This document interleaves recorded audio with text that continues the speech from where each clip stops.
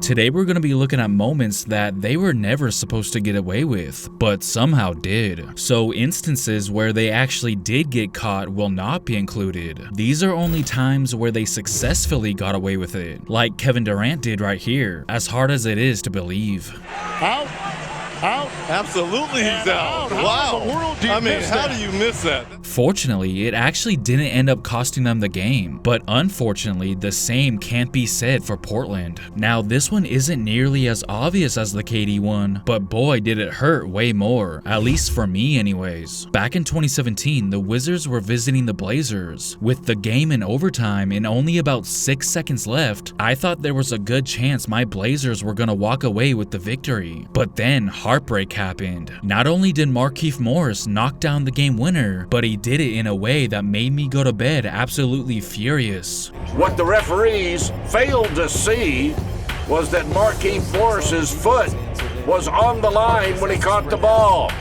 That basket should have never happened. But that's nothing compared to the anger Pistons fans must have felt back in 1988. Instead of stepping out of bounds, this was a case where people stepped in bounds when they weren't supposed to. The Pistons faced off against the Lakers in the NBA Finals, and with only 2 seconds left, down by 3 in Game 7, the Pistons unfortunately didn't even get a chance to tie the game. Or at least I should say a fair chance to tie the game, because of how the last possession was handled.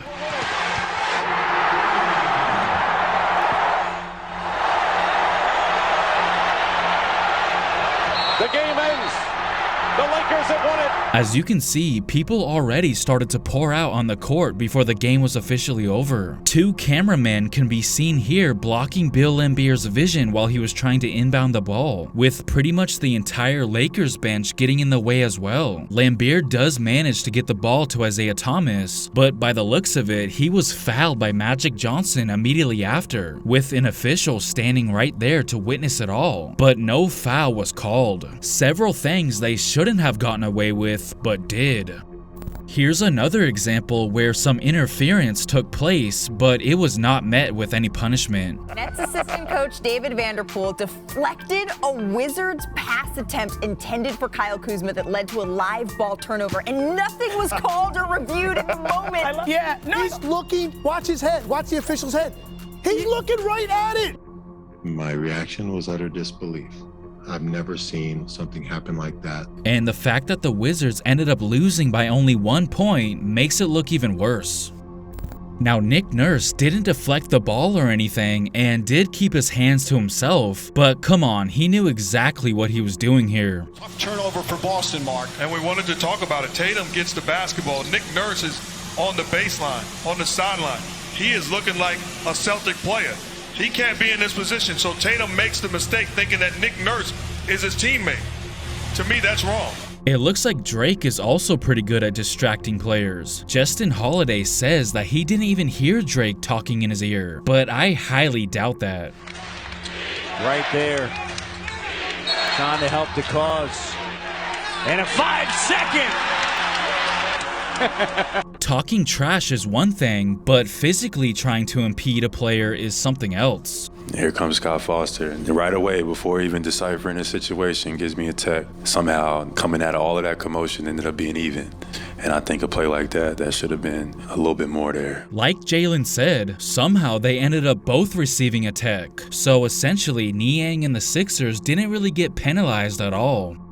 Back in 2006, Dirk Nowitzki became the first 7-footer to win the NBA three-point contest. But what if I told you that technically he shouldn't even have gotten out of the first round? And here it goes, worth 2. Got it. I don't know if he got it off. He didn't get it off. It did not count. He did not get it off. As we have seen in our replays, the ball is still in his hands as it goes off. Now, there is no replay in the shootout. As you just heard, they weren't allowed to review it. So lucky for Dirk, his last shot that shouldn't have counted did. And his Mavericks teammate Jason Terry got screwed, as his score of 13 would have been enough to advance to the next round if it wasn't for Dirk undeservingly getting 14.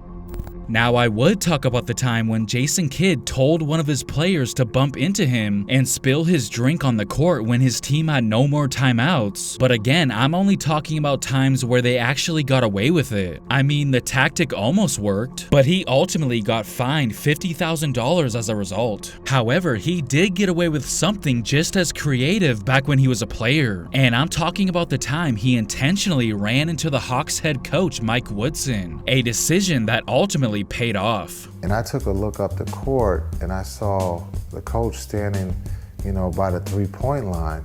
So my first thought was, can I beat him before he gets out of bounds? Can I run into him and be able to see what the referees call?